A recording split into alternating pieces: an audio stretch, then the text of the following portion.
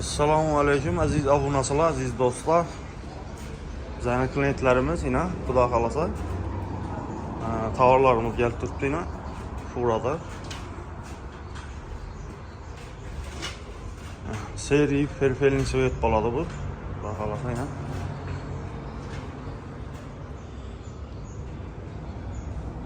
İşsiz aldı tandırdan çıkıp 2 hafta yine Xudo xolasa.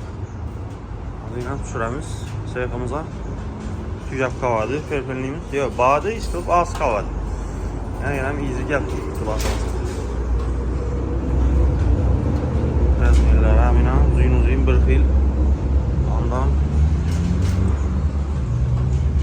kime gerek olsa geleverəsizlər dostlar. Optum marklarda Niski, Zafor Nisenavada tiplərimiz. Baxalasa razı olub getəsizlər. Öyləlikdə dastavkəsi hizmetlərimiz mövcud. Bundan yamat skellerimiz var, labo var, ustalarımız var, rasetkeler. Her yandan bir tane daha var rasetkeler. Kamışdan teyar var dostlar. Bir tane de 1000 kvadrat kamış var bir tane. Yani kök saraylarımız var böyle. Angola Black var. Bizə mənzil dostlar.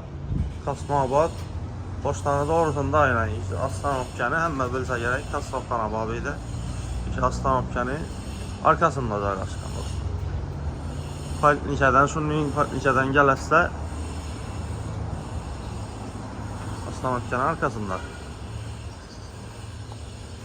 Təsdən omayla kaldıramız dostlar. Lakar çıxarəsdə Optum Zakornin arxlarda Xuda xalasa çıraylı qılıyıb yetkəzib bərəmiz.